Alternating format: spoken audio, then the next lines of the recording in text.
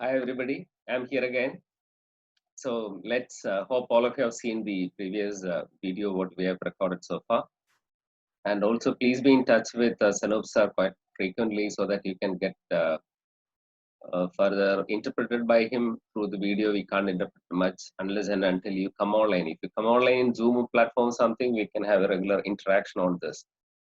Um, so the last module is actually it I have given an introduction only. You need to go further into it. Now we are just moving on to the next module that is about some other kinds of tourism that has emerged during the 1970s and 80s and it has been continuing going on. The first one is actually alternative tourism.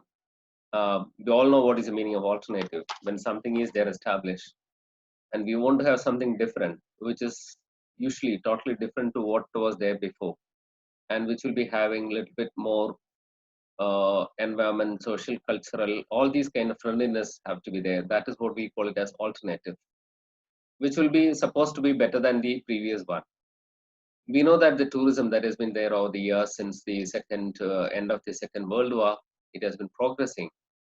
And by 1960s, towards the end of the 1960s, there came a phenomenon that people started to realize what are the kind of consequences of haphazard development of tourism. Different kinds of debates and agitations were there against tourism during those era, particularly when the Manila conference was happening in that particular time. Actually, there was similar kind of agitation was going on against tourism because of the kind of impacts that was creating. So there started the kind of agenda against tourism. We should not call it as an agenda. In fact, it's a kind of reality that is there in the realm of tourism, that if tourism is developed in a very haphazard manner, uncontrolled manner, definitely there will be some kind of impacts. These impacts are already we have discussed in your class. I have given an outline. There are something more to be discussed in detail that we can do when that particular module comes. So there are impacts that that the impacts are there on the environment, society, culture, and economy as well. That created a kind of platform for the people to think of an alternative. That concept came up. People wanted to have an alternative kind of tourism that is against the mass tourism that had been continuing. So that alternate tourism is supposed to be something which is not creating much impacts on the society, which can alleviate the impacts on the society, on the nature, on the culture, and on the economy. That was the concept basically. So alternative tourism doesn't have a kind of very clear definition that this is particular kind of tourism. It's not even a type of tourism. In fact, it's a kind of concept. It's an umbrella term. That means there are many other terms that can be considered as alternative tourism. So alternate tourism is something that is just opposing the mass tourism the kind of mass tourism, which will not be creating much impacts on the society, culture, nature, and the economy. That kind of tourism we can call it as alternative tourism. Any kind of tourism that have these kind of features, we can call it as an alternative tourism. That is a speciality. So one concept that has emerged later by 1990s is actually ecotourism. Ecotourism is also a kind of similar concept, which is primarily um, having an what we call it as focus, emphasis on mitigating the impacts, or rather we can say eliminating the impacts to the maximum level. And moreover, that wanted to have some kind of benefit that should be shared equally with the local people. That was another agenda behind this, and community participation was one of the primary agenda in the behind ecotourism. And ecotourism that has to happen on natural areas. That means wherever nature is something pristine, people can have some kind of tourism over there, which is ecotourism, where it should not create any kind of damage for the nature, ecosystem, ecology over there, and uh, equitable distribution of benefits have to be there. That is what is ecotourism concept. By 1987, the concept of sustainable tourism began. That means sustainability was defined for the first time in 1987 with a common, there came a common understanding what is sustainability. Sustainability in that particular meeting, there was an Earth Summit that happened in Brundtland. And in that one, they defined in a very simple terms what is sustainability. And according to that, what it is a kind of a concept that we need to preserve our resources. We need to minimize our utilization of resources so that we have a thinking in our mind that our future generations also require same resources. So we should not deplete. We should not do any kind of activities that deplete the resources on the earth. So we need to have a kind of conservation for resources as well. We need to protect. We need to eliminate the depletion of resources. We need to have a kind of control over the use of resources. That was the basic principle behind sustainability. Discussions and debates on that continued, and summits continued, meetings continued, and sometime during in the early 1990s they developed a kind of concept called sustainable development, where again the primary focus was on eliminating or minimizing negative impacts and to maximize the benefits for the people and the society and culture. That was the primary concept, and that they wanted to have this integration into all the industries. Tourism had to, naturally they had to incorporate this concept into tourism. So that is how the sustainable tourism concept emerged.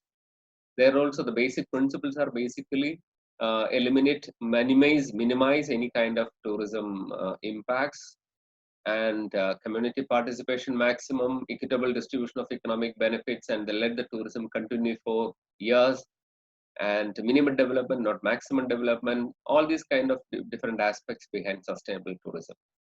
So this is basically a principle and a concept rather than a type of tourism. And so even ecotourism is a kind of sustainable tourism in principle, even if it is a different terminology. So that is what is sustainable tourism. That was also continuing world over. It is an agenda that everybody should develop tourism in a sustainable manner, though it is not practically happening because it's a very difficult task. Then we have responsible tourism that came up later. In fact, the concept of responsible tourism was there even in 1980s by a German social scientist who, pronounced that particular term. But that continued. I mean, there wasn't much progress in the concept of responsible tourism for some years.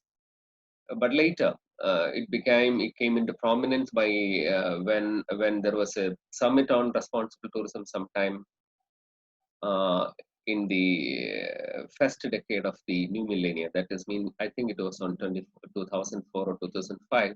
There is a responsible tourism concept was expanded in a particular summit that was held in Cape Town, in South Africa, and that was further modified when there was a kind of summit in Kerala and Cochin, where that was led by Harold Goodwin, who was the anchor of that one, and the concept was further modified, and they declared some kind of different concepts in it. For example,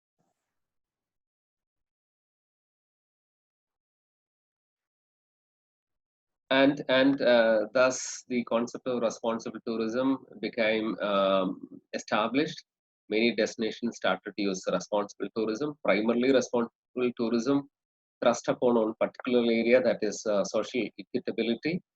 They wanted to have the benefits to be shared by the people of the land, not by the incoming population as investors and others.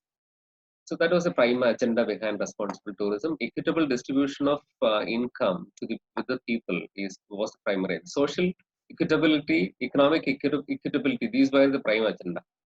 So when they established responsible tourism, 2 3 points were very important, that they wanted a cultural responsibility, environmental responsibility, and social responsibility primarily. All these connected to same kind of principles as that of sustainable tourism as well. So responsible tourism, Kerala was a pioneer. I mean, not a pioneer. In fact, Kerala is also doing it very well. Recently, that has been having a lot of stimulation, and it is doing very well. It is winning so many awards internationally.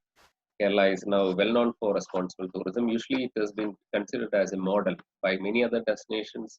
Whenever we go for some discussions and all, people used to say that Kerala model of responsible tourism development. Now there are some other small concept introduced over there. One is rural tourism and village tourism. In concept, both are same. It is also called country tourism, where tourism that happens in the rural areas, particularly in the village areas, where whatever the kind of activities you can do over there, we can call it as a rural tourism. For example, cycling in countryside is kind of rural tourism effect.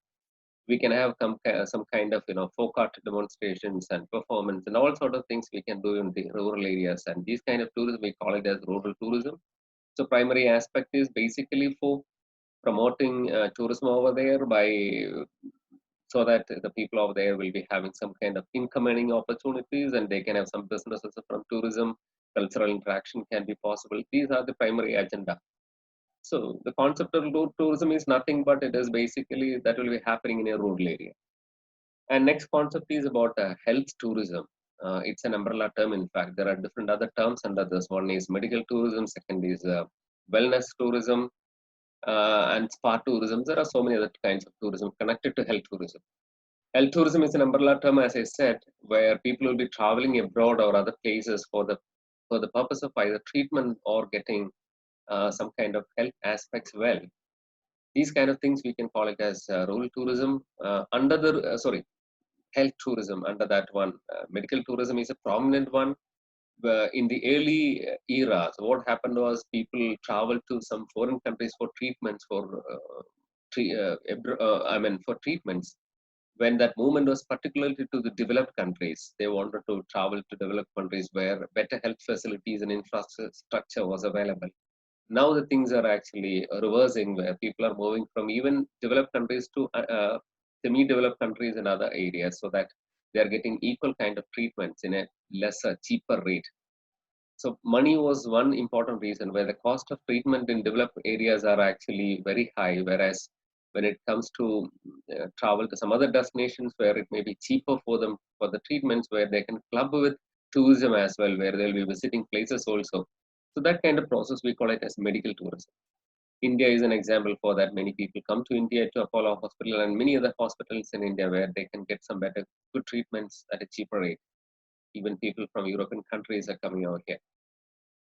Whereas wellness tourism is basically not for treatment, rather it's a kind of trip for relaxation, rejuvenation, and kind of well-being and physical, wellness and all. That is primary agenda. For example, Ayurveda is a kind of wellness tourism where traditional medical practice has been used to for uh, used as a measure for tourism, and also it is providing some kind of treatments as well. It is possible, whatever the things are possible. Spa tourism that has been there from the ancient times, where people move to places where spas are available. Spas are actually the natural springs, which are supposed to have some kind of medical effects or some other kind of spiritual reasons or something. Now artificial spas are there. And Ayurveda tourism, we know that many people are coming for Ayurveda. Some are coming exclusively for Ayurveda. Some others are coming just for, some other kind of tourism, but they mingle with Ayurveda kind of treatments and other things, even including massage, wherein though massage is not actually something very seriously connected to Ayurveda. So this is what is all about. It's a kind of introduction only. You can further interact with Sanoop sir and others. Please interact, because this I'm just giving a very brief outline only. There are things that you need to discuss further. So please be in touch with Sanoop sir. Have a nice time. Enjoy.